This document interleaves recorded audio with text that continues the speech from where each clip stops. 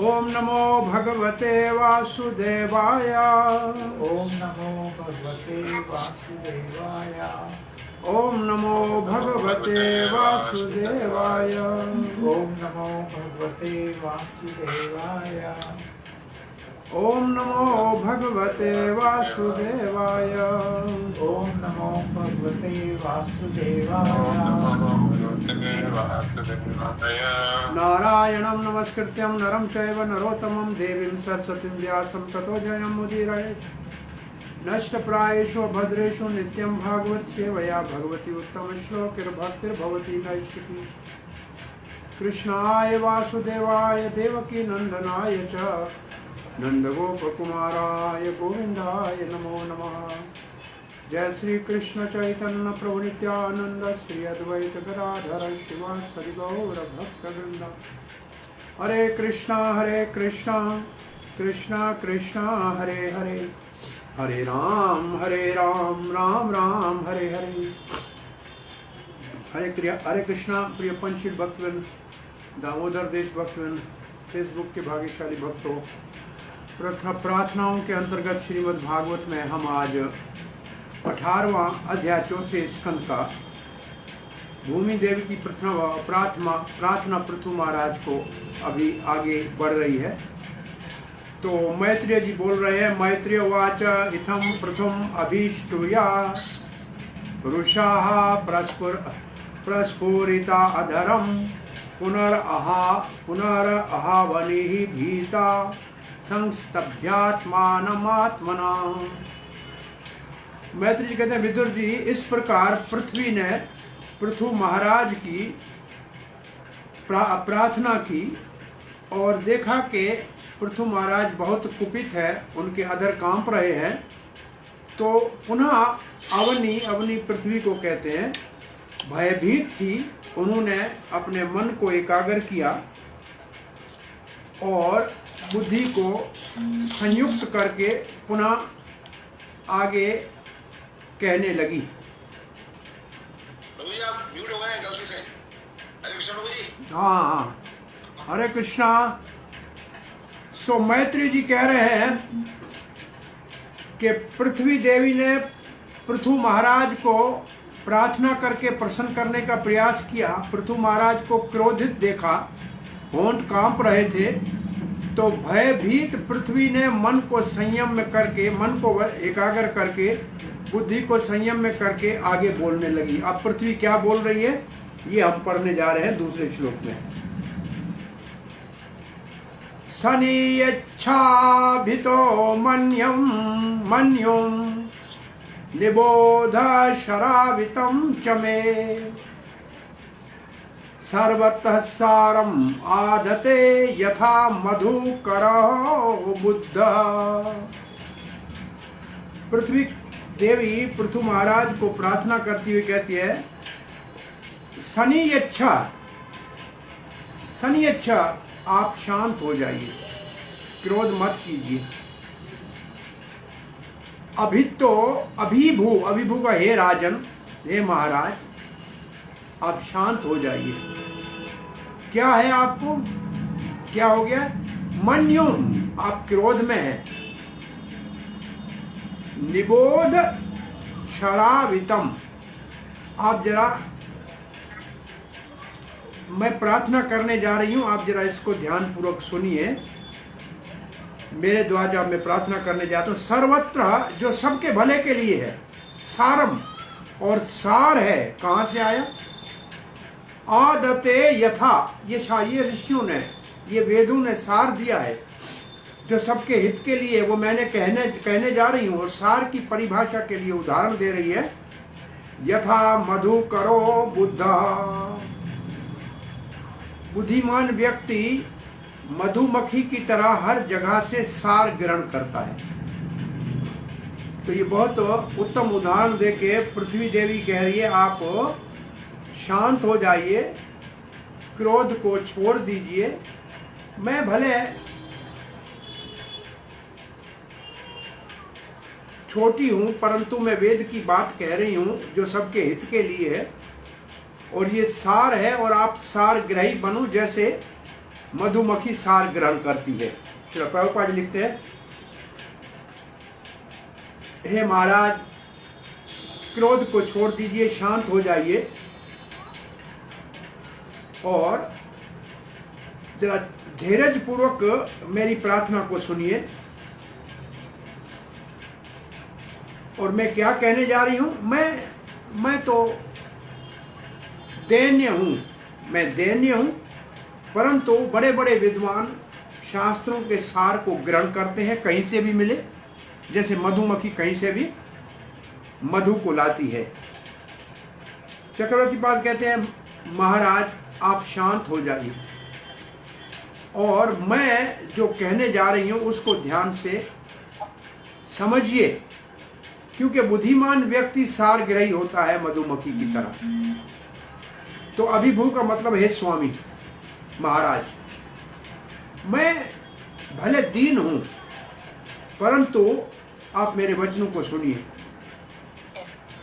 क्योंकि महत्वपूर्ण बात कहीं छोटी जगह से भी मिल सकती है।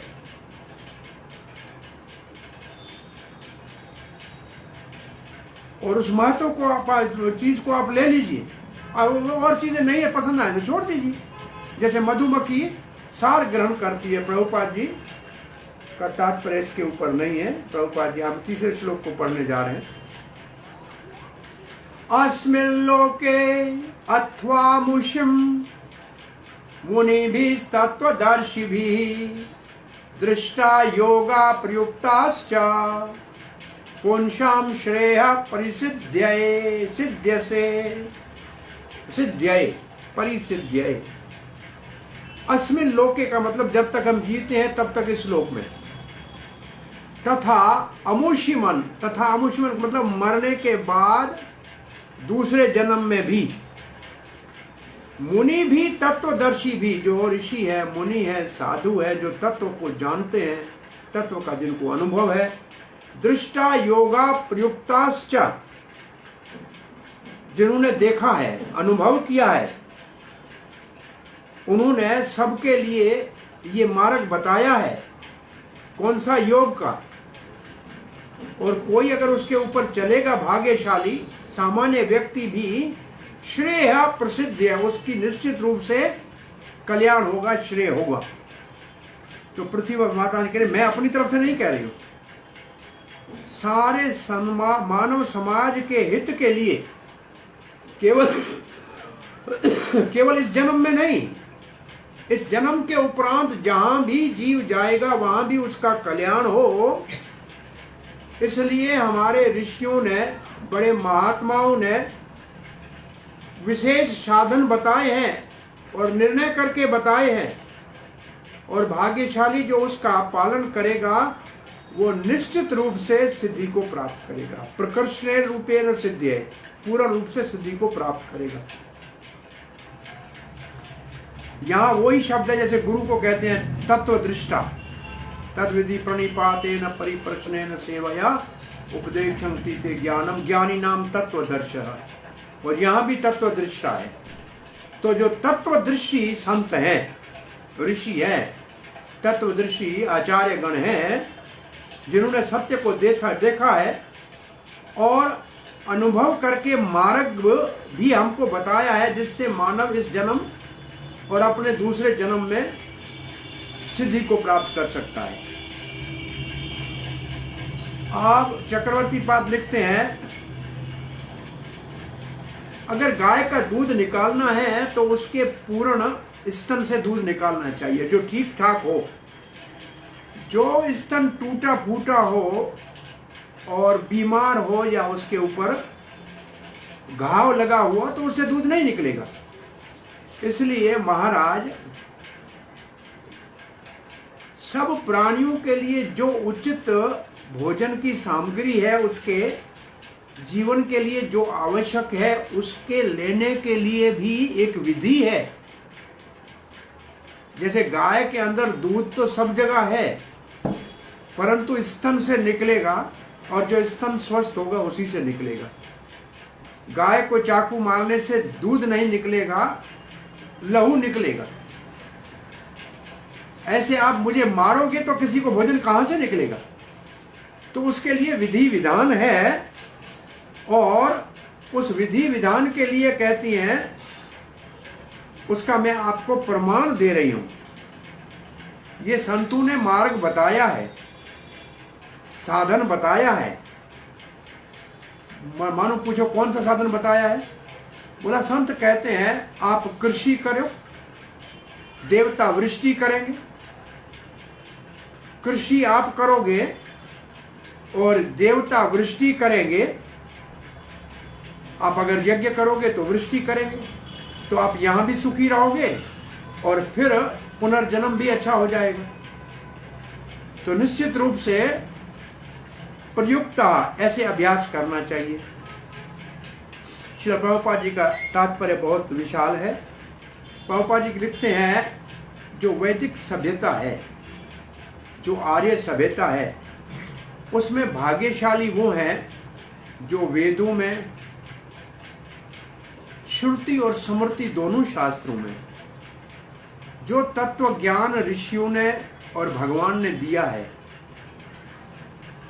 और जो ब्राह्मणों ने हमको समझाया है, उससे मानव समाज लाभ उठाता है। ये है आर्य की पहचान, कि जो इतना सारा सौभाग्य से सारा दिव्य ज्ञान उपलब्ध है उसका लाभ लेना चाहिए। और भगवान केवल वेद नहीं दिए हैं, उसके साथ व्यासदेव के रूप में अवतार लेके वेद दिया, और फिर साधु संत अपने पार्षदों को उनको समझाने के लिए भेज रहे हैं।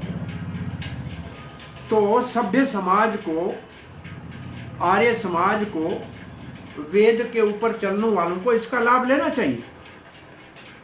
अब प्रभुपाद जी कहते हैं वेद के शिक्षाओं को श्रुति कही जाती है, और उसको समझाने के लिए जो ऋषिवर शास्त्र लिखते हैं उसको स्मृति कही जाती है। और दोनों के अंदर वेद का ही मार्ग निर्धारित है। इसलिए मानव समाज को श्रुति और स्मृति दोनों से लाभ लेना चाहिए। 4 वेद श्रुति है, 6 वेदों के अंग वो श्रुति है, और फिर 14 हमारी विद्याएं हैं, उसमें 10 तो ये हो गई, 4 वेद 6 वेदों के अंग। फिर धर्मशास्त्र है, ये 11 हो गया। पुराण है, ये 12 हो गया। इतिहास है, ये 13 हो गया। एक और विद्या भी है, उसको 14, वो ब्रह्म सूत्र है, ये 14 हो गया। ऐसे ब्रह्म सूत्र तो 6 में आना चाहिए। तो ये जो श्रुति और स्मृति दोनों है, इसका हमको लाभ लेना चाहिए। ये लिखते समय श्री प्रभुपाद जी को श्री रूप गोस्वामी का भक्ति रसामृत सिंधु से एक श्लोक उद्धृत याद आया कि मानव समाज में अगर श्रुति स्मृति का सहारा न लिया जाए, आधार न बढ़ाया जाए, मन माने ढंग से कोई साधन करे, तो समाज के अंदर उत्पाद ही उत्पन्न होंगे, किसी को सुख नहीं मिलेगा। उत्पाद कल्पते। श्रुति स्मृति पुराण आदि ऐसे श्लोक ऐसे शुरू होता है। विधि पंचरात्रा विधिहीना, पंचरात्रा उनके बिना जो भी साधन किया जाए वो समाज में उत्पाद पैदा करेगा। अब आप देखिए इस वक्त समाज के अंदर इतने पंथ हैं, लेकिन कोई वेद के ऊपर आधारित नहीं, कोई शास्त्र के ऊपर आधारित नहीं, बस मन माने ढंग से सब लोगों ने बना रखा है, और वो ही समाज के अंदर आध्यात्मिक दृष्टि से बड़े उत्पाद पैदा कर रहे हैं, बड़ी समस्याएं बनी हुई है। तो श्री प्रभुपाद जी लिखते हैं जो इन मार्ग के ऊपर नहीं चलता है वो समाज के लिए समस्या बनता है। इसलिए हमको श्रुति स्मृति के सिद्धांतों का पालन करना चाहिए, तो हमारी भौतिक और आध्यात्मिक दोनों जीवन सार्थक हो जाएंगे, भौतिक भी और आध्यात्मिक भी।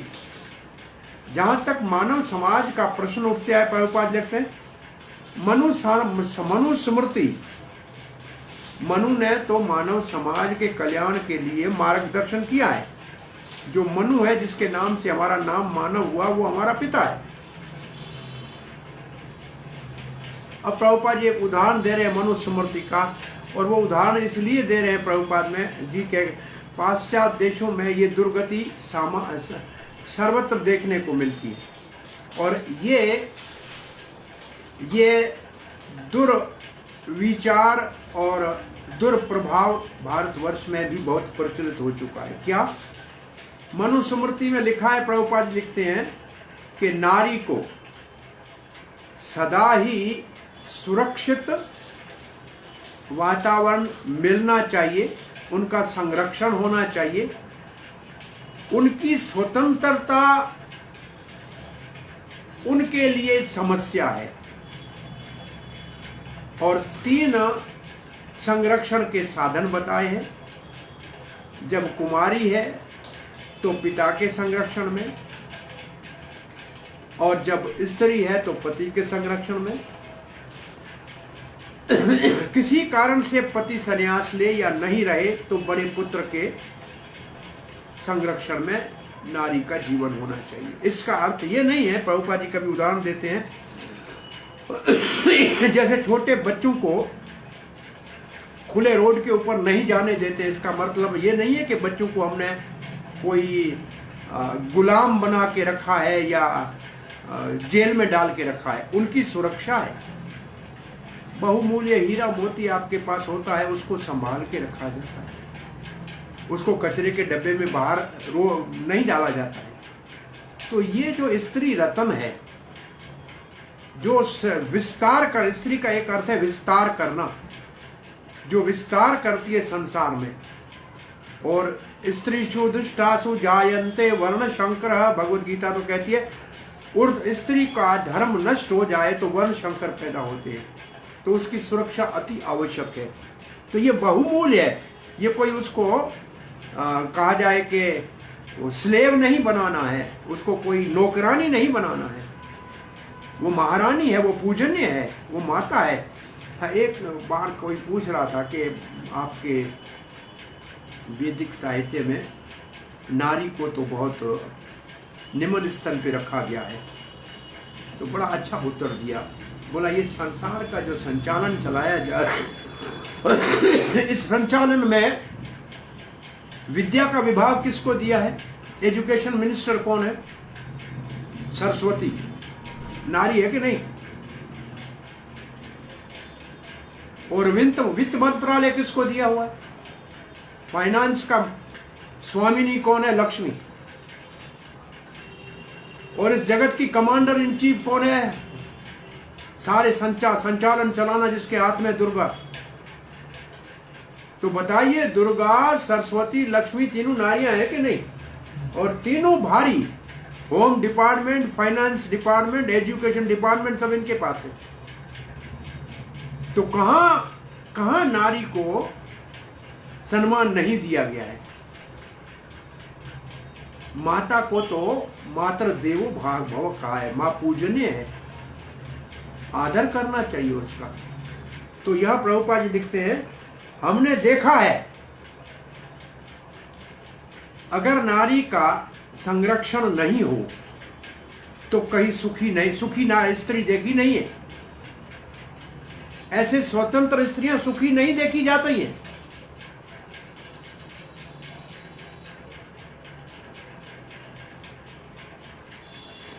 अगर ये शास्त्रों के नियमों को, ऋषियों के मार्ग को अपनाएंगे तो सुखी हो जाएंगे, इस जन्म में और दूसरे जन्म में भी।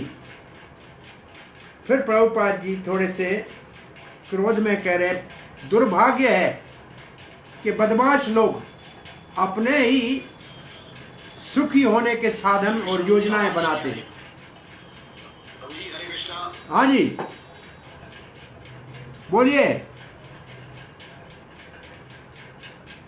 हरे कृष्णा, हरि बोल। ठीक है।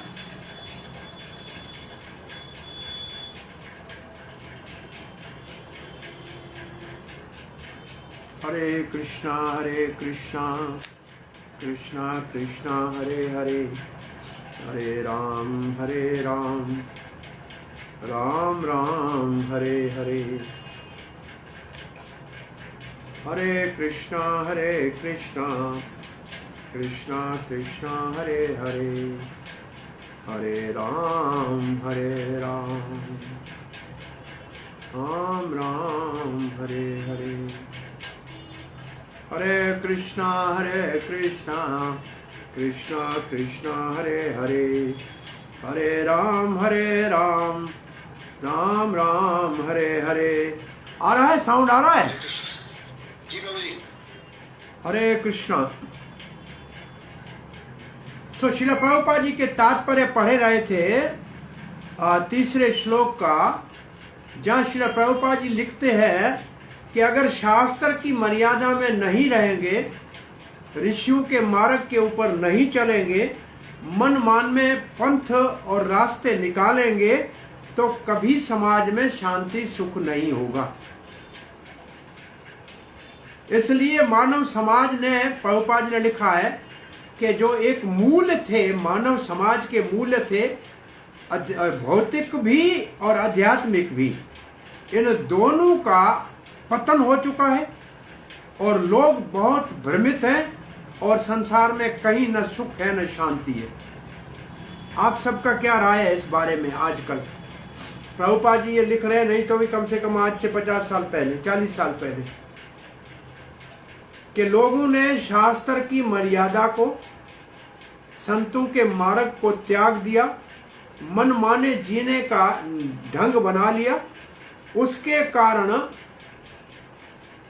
कारण न भौतिक मर्यादाएं हैं और न आध्यात्मिक नापदंड है। सब कुछ बिखर गया, समाज से चरित्र चला गया, लज्जा चली गई, मर्यादा चली गई, बड़ों का आदर चला गया। हम पढ़ते थे जब गुरुजी जो स्कूल में पढ़ाते थे, उनके लिए जो सम्मान था और जो आज है, बहुत उसमें दिन रात का अंतर है, दिन रात का अंतर है। तो ये जो प्रभुपाद जी कह रहे हैं ये सत्य है, आंखों से देखा हुआ। आध्यात्मिक और भौतिक सारे मूल्य मानव समाज के बहुत नीचे स्तर के ऊपर आ गए हैं, इसलिए न कहीं शांति है न कहीं सुख है। अब प्रभुपाद जी आगे लिखते हैं, कितना बड़ा प्रयास किया है कि संयुक्त राष्ट्र बनाया है, यूएनओ बनाया है कि देशों को साथ मिला के सुखी करेंगे, लेकिन ये तो केवल झंडे बढ़ रहे हैं, लोगों के लड़ाइयां वैसे भी चल रही हैं, कहीं कोई सुख शांति नहीं है। अब प्रभुपाद जी सलाह दे रहे हैं कि क्योंकि ये सब उधार का मतलब लिबरल, उधार जो वैदिक मार्ग है सुखी होने का, उसको अपना नहीं रहे। ये प्रभुपाद ने बहुत अच्छा शब्द है, because they do not follow the liberated instruction of the Vedas they are unhappy. Liberated Prabhupada ने वेदों के शिक्षाओं को क्यों कहा है? तो क्योंकि वेदों के अंदर किसी मजहब की बात नहीं है कि ये हिंदू के लिए है या ईसाई के लिए है या मुसलमान के लिए, ऐसे नहीं है। वो मानव के लिए है, मानव क्या जीव मात्र के लिए है। ये उदार है, लिबरल है, सबको एनकम्पास करता है। वासुदेव कुटुंबकम, किसी धर्म में नहीं है ये शब्द। वासुदेव कुटुंबकम, भगवान का सारा हम परिवार हैं। ये उदार शिक्षाएं हैं वेदों की। इसको न स्वीकार करने के लिए सुख से सारे वंचित हैं। प्रभुपाद जी कहते हैं इस श्लोक में दो शब्द महत्वपूर्ण है, एक अस्मिन और दूसरा अमुष्मिन। अस्मिन का मतलब इस जन्म में और अमुष्मिन का मतलब है आने वाले जन्म में। दुर्भाग्य से इस समय बड़े बड़े कॉलेज यूनिवर्सिटी से पढ़े हुए प्रोफेसर, बड़े बड़े विद्वान दूसरे जन्म में विश्वास ही नहीं करते। दुर्भाग्य की बात है कि दूसरे जन्म में उनको विश्वास ही नहीं है, परंतु अपने आप को बहुत बड़े विद्वान कहते हैं। वो समझते हैं ये जन्म समाप्त हुआ, सब कुछ समाप्त हो गया, मरने के साथ सब कुछ समाप्त। दूसरे जन्म में विश्वास ही नहीं है। अब प्रभुपाद के क्योंकि ये सारे जो है मूर्ख है और बदमाश है, तो कौन सा हमारे को वो अच्छा परामर्श या सलाह देंगे? या एडवाइस देंगे, परंतु फिर भी वो सारे संसार को अपने मनमाने से चलाने का प्रयास कर रहे हैं। पता ये भी नहीं है कि दूसरा जन्म होता है कि नहीं, हम कहां से आए ये भी पता नहीं है, लेकिन सबको कहते हैं हम आपको सही रास्ता बता रहे हैं। और अपने आप को वो बड़े विद्वान उनको लोग मानते हैं, बड़े बड़े प्रोफेसर मानते हैं। इस श्लोक में लिखा है कि दूसरे जन्म है और हर एक का ये फर्ज है, हर एक का ये दायित्व है, रिस्पॉन्सिबिलिटी है, ड्यूटी है कि अपने जीवन को ऐसे ढाले कि दूसरा जन्म लाभदायक हो। प्रभुपाद जी कहते उदाहरण दे रहे हैं कि बच्चे को स्कूल में क्यों भेजते हैं, ताकि जवान बनेगा तो अपने जीवन में सुखी होगा, अपना जीवन निभा सकेगा।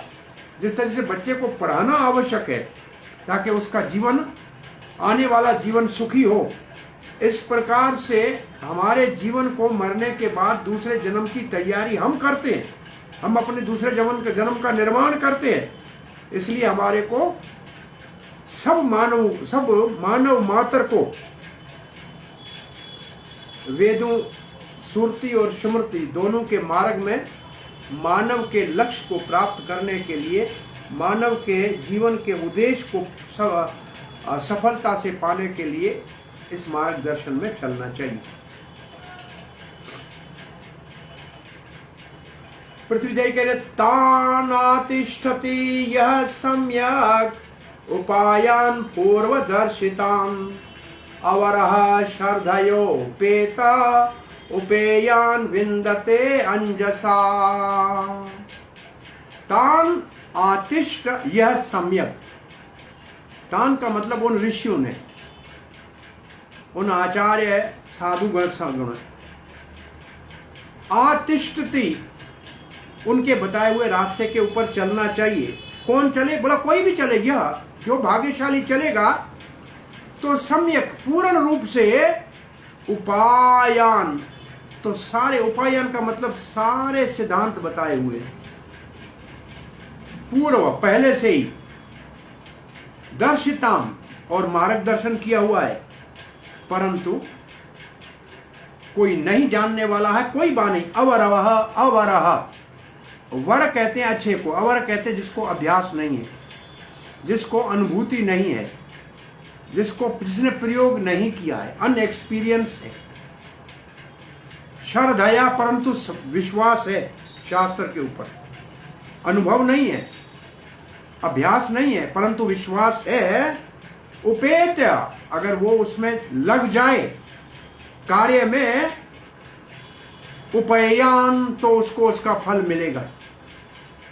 विन्दते, आसानी से, अंजसा तो निश्चित रूप से बड़ी आसानी से फल प्राप्त होगा। तो यहां क्या बताया है, ऋषियों के बताए हुए मार्ग के ऊपर, उनकी शिक्षाओं के अनुसार कोई भी जो पूर्व काल में हमारे ऋषियों ने दिया है, अगर अपने जीवन में अपनाएगा तो निश्चित रूप से जीवन में सुखी हो जाएगा, दूसरा जीवन भी सफल होगा। और भले उनको अनुभव नहीं है लेकिन श्रद्धा होनी चाहिए। चक्रवर्ती पाद लिखते हैं भले अभ्यास नहीं हो, एक्सपीरियंस नहीं हो, परंतु श्रद्धा हो। देखो हम जो पहले आते हैं भक्ति को, हमको पहले एक्सपीरियंस तो नहीं होता है, लेकिन श्रद्धा होती है तब आते हैं। श्रद्धा हो लेकिन अनुभव नहीं हो, कोई बात नहीं, परंतु कोई इन ऋषियों के बताए हुए मार्ग के ऊपर चलेगा तो आसानी से अपनी इच्छाएं पूरी कर लेगा। बहुत सरल बात है। प्रभुपाद जी इस श्लोक को एक शब्द में कहते हैं, महाजन येन गतस्य पंथा।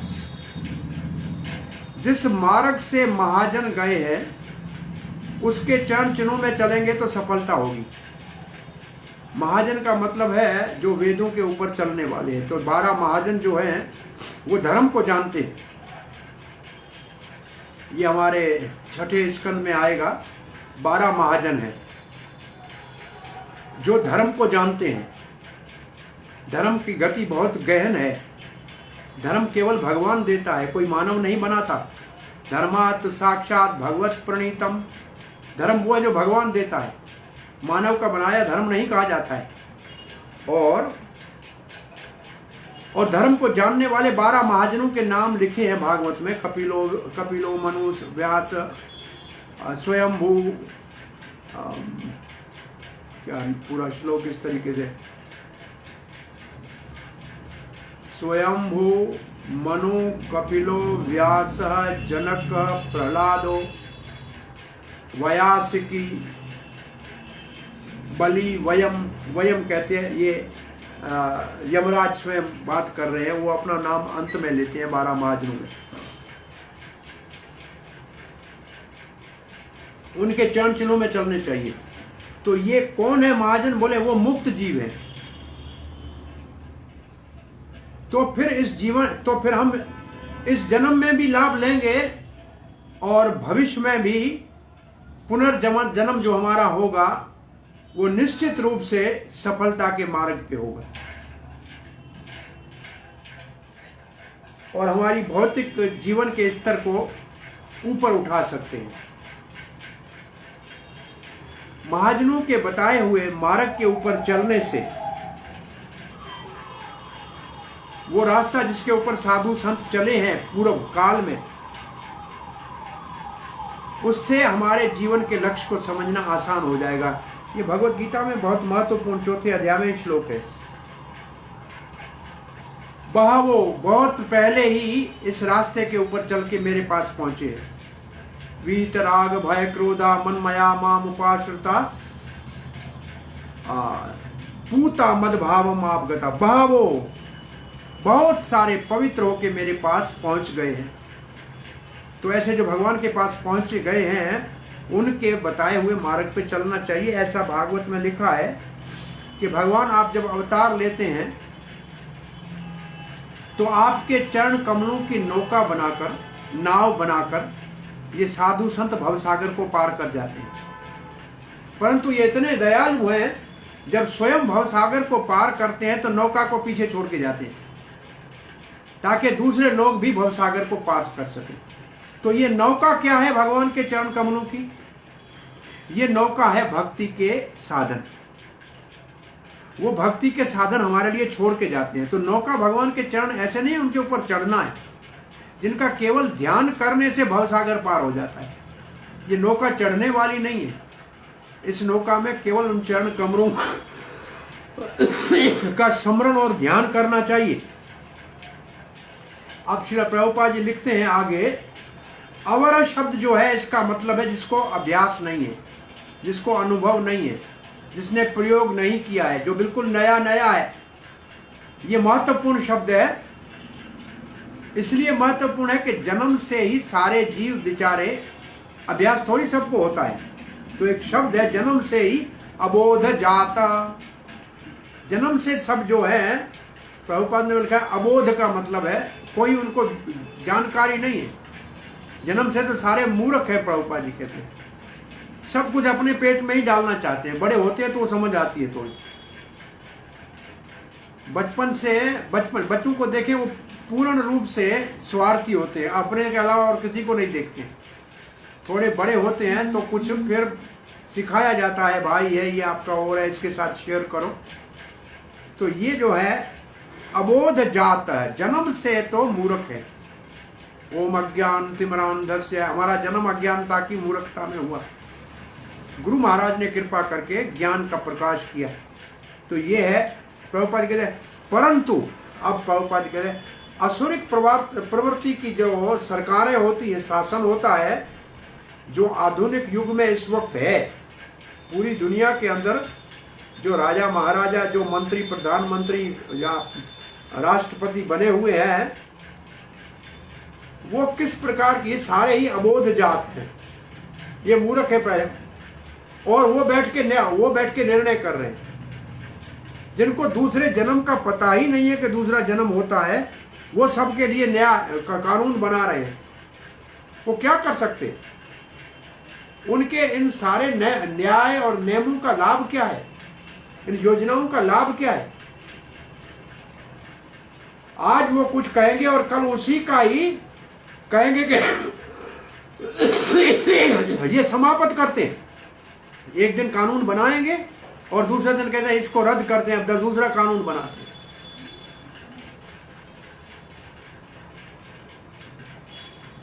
और एक राजनीतिक दल कुछ योजनाएं बना के जाता है देश में, और दूसरा अगर दूसरी इलेक्शन में आया तो पहले सारे कहेगा खत्म, अब हम नए बनाने जा रहे हैं, पहले वाले सब रद्द हो गए।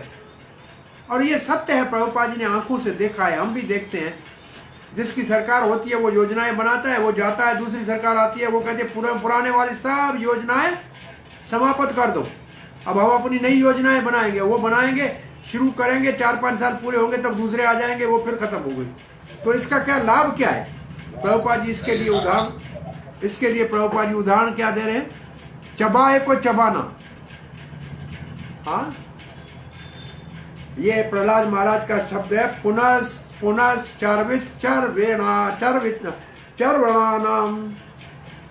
जैसे गन्ने के अंदर से रस निकाल कर फिर फेंक दिया जाए, उसको कोई चूसे तो रस निकलेगा नहीं।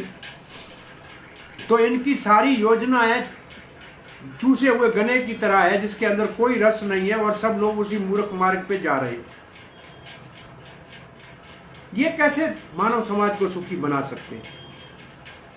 मानव समाज को सुखी और समृद्ध बनाना है तो निश्चित रूप से हमारे को मुक्त जीवों के मार्ग के ऊपर चलना चाहिए। जो बद्ध जीव हैं उनके मार्ग के ऊपर चलने से कोई मुक्त नहीं हो सकता। आज दूसरा क्लास भी है, ये श्लोक एक पढ़ लेते हैं, आज आगे कल बढ़ेंगे।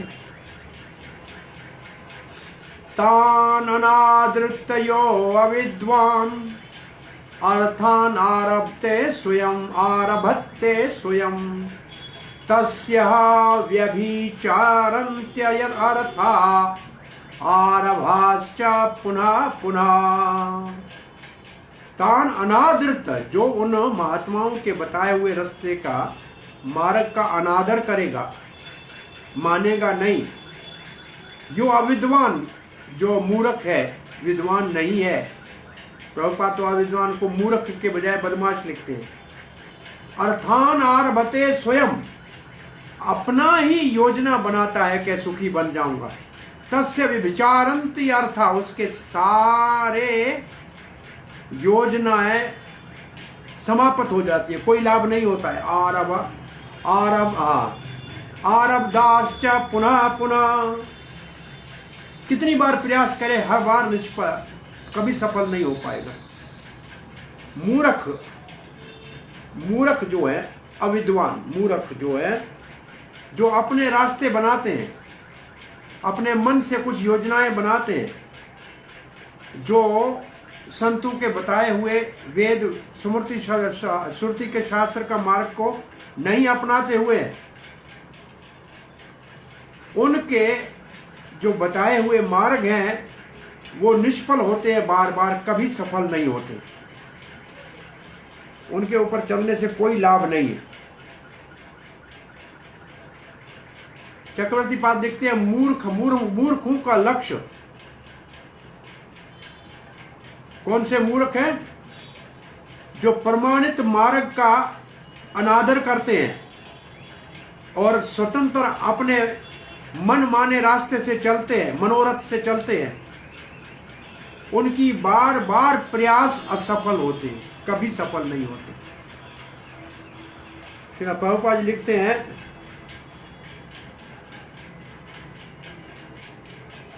आजकल तो ये फैशन हो गया है कि बड़े बुजुर्गों के बनाए हुए रास्ते का उल्लंघन ही करना है। ये प्रभुपाद जी कब कह रहे हैं? जब लोग एपी बन रहे थे। स्कूल नहीं जाना है, कॉलेज नहीं जाना है, पढ़ना नहीं है, नशा करना है, गली में पड़ा रहना है, बस। जो समाज के मर्यादाएं और मूल्य बने हुए थे उन सब का उल्लंघन करना आधुनिक समाज का एक फैशन हो गया है।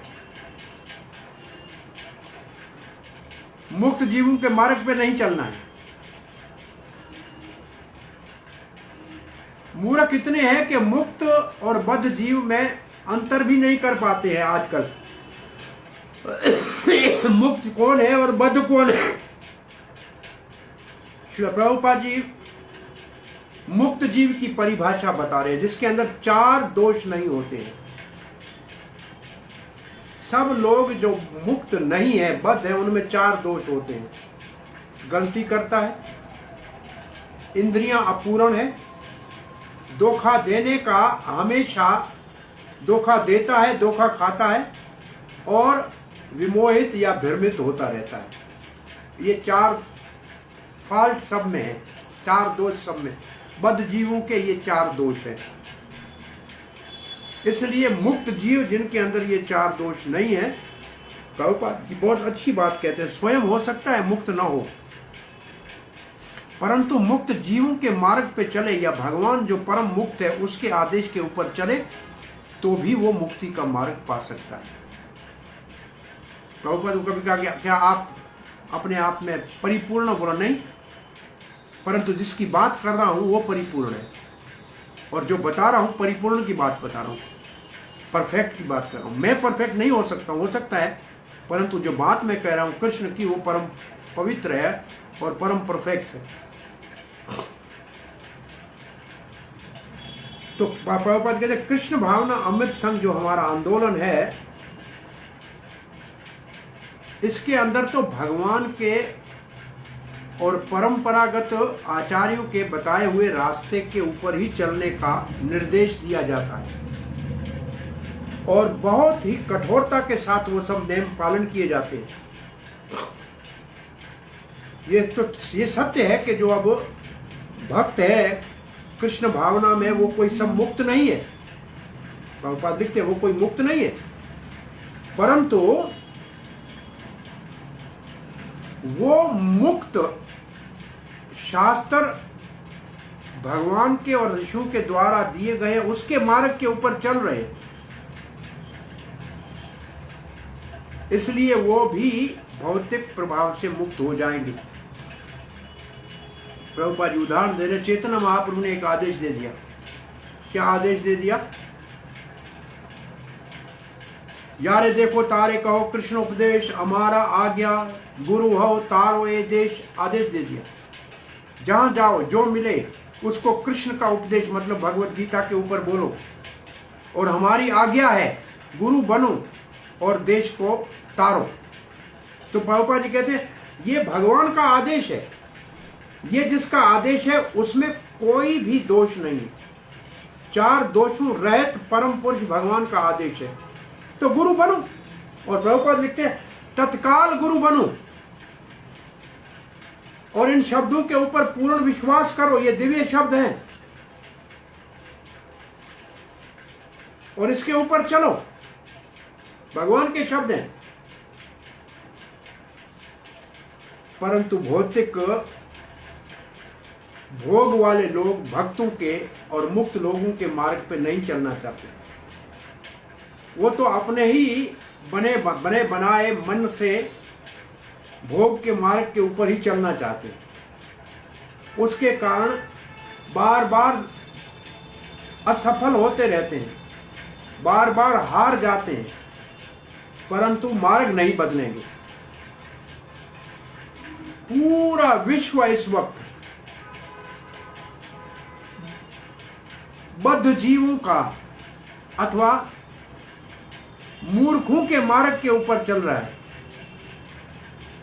निर्देश जो सारा संसार ले रहा है वो अधूरा है, वो बद्ध जीवों का।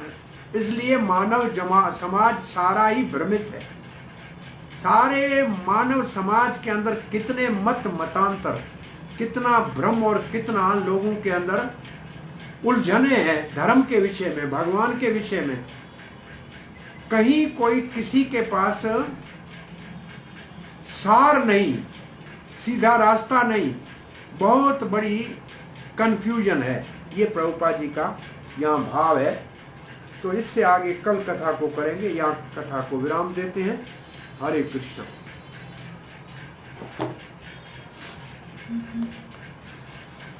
कोई प्रश्न है, जिज्ञासा है? ये पृथ्वी महारानी एक दृष्टि से कहती हुई अंत में कहेगी कि सीधा मार्ग ये है कि मैं गाय हूँ, आप योग्य बछड़ा बनाओ और सब प्रजा के लिए उनके आवश्यक चीज़ों को प्राप्त करो जिससे उनके जीवन का निर्वाह हो सके। मैं समझता हूँ कल ये प्रार्थनाएं पूरी हो जाएंगी, उसके बाद आगे क्या होगा देखेंगे। हरे कृष्ण। गौर भक्तवृंद की जय, श्रील प्रभुपाद की जय।